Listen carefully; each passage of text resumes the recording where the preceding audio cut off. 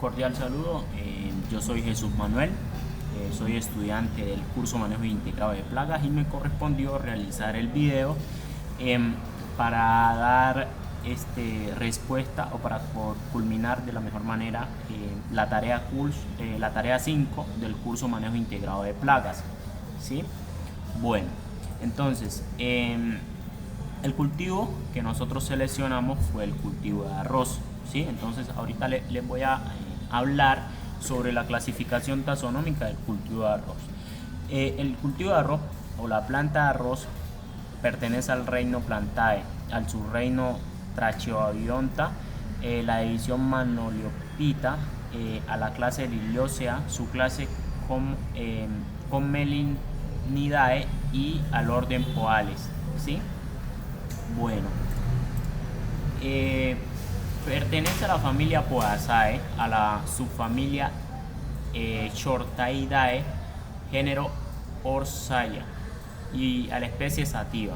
Su nombre científico es Oryza sativa L. Bueno, características agronómicas del cultivo.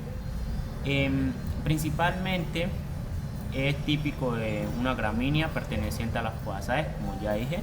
El arroz es un cultivo que se adapta principalmente a regiones húmedas tropicales, por ejemplo la región del Chocó, debido a la disponibilidad de agua que es la que condiciona su productividad y el estado del cultivo. La temperatura es el principal regulador en su fase de desarrollo, por lo cual requiere la temperatura óptima de 30 a 35 grados centígrados para la germinación, el crecimiento del tallo, hojas y raíces. ¿Sí? Entonces, estas son las características a tener en cuenta, características agronómicas a la hora de implementar un cultivo de arroz. ¿Sí? Bueno, la densidad de siembra está entre 150 a 300 plantas por metro cuadrado para obtener mejores rendimientos a menor cobertura. Si las malezas se mantienen bajo control y se fertilizan de forma suficiente y oportuna, por lo general las recomendaciones para la siembra al boleo varían entre 65 y 130, incluso a 180 kilogramos de semilla por hectárea. ¿Sí? Bueno, características principales de la plaga identificada en el cultivo de arroz.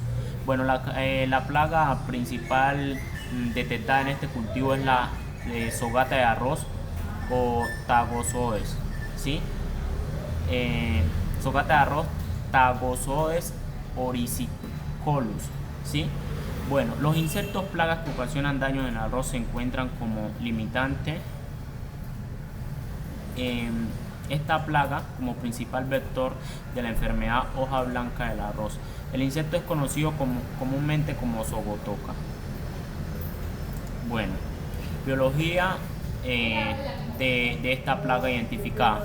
Las hembras presentan un color ámbar y más claras que los machos. Los huevos son de color blanco ligeramente curvado, de 0.6 a 0.8 milímetros de largo, depositados a la nervadura central de la hoja del arroz o en la vaina de esta. La estructura del ovopositor favorece la inserción de los huevos.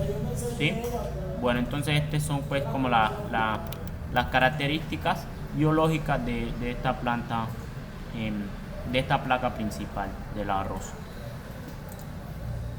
Ciclo de vida de la plaga.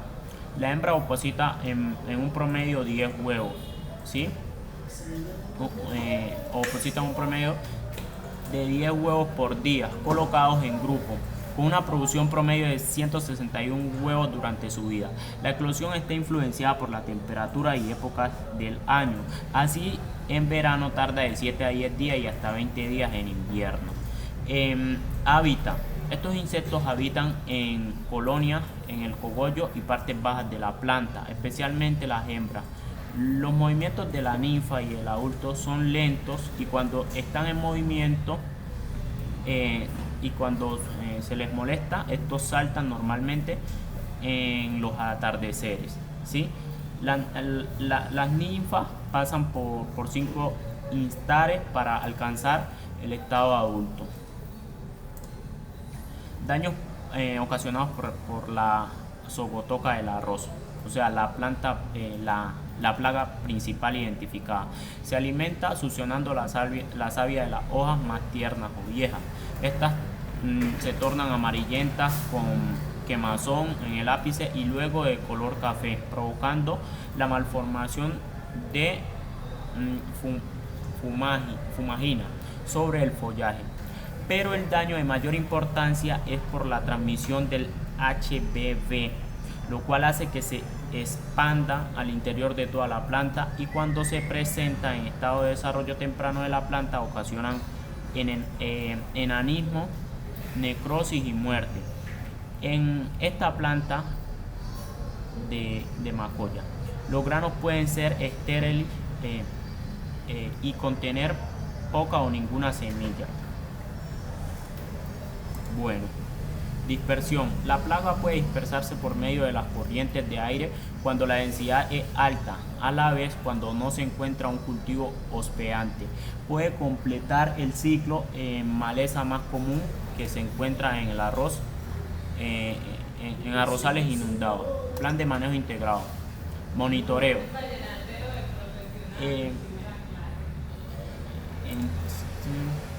El monitoreo debe ser desde la germinación hasta después del llegado del grano, de manera que esto permite conocer el porcentaje de infección y tomar medidas preventivas.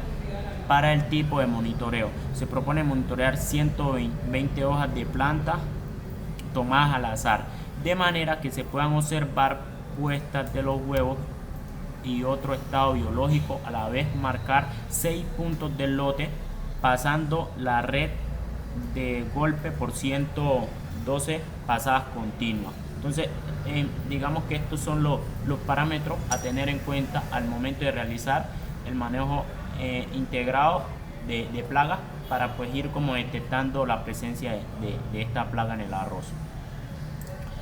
Control cultural. Implementación de agroecosistemas que sea desfavorable al desarrollo y supervivencia de las plagas. Realizar eliminación de maleza para lograr que disminuya la incidencia, eliminando a la vez socas, rastrojos a los residuos y los residuos de cosecha. Definir bien los tiempos de siembra. Este tipo de práctica logra reducir hasta un 78% de aplicaciones de insecticidas químicos. Control biológico. Implementación y liberación de individuos de Haplogonatopus hernandezae a dosis de 200 o 300 por hectárea del cultivo. Especialmente de especies de drinídeos, para lograr un efecto de depredación y parasitismo como enemigo natural de la plaga del arroz, ya que en condiciones controladas las hembras prefieren ovipositar en las ninfas y estas se alimentan del macho, logrando así ser un eficaz agente de control biológico. Bueno, ahora vamos a hablar de lo que es el cultivo de tomate, ¿sí?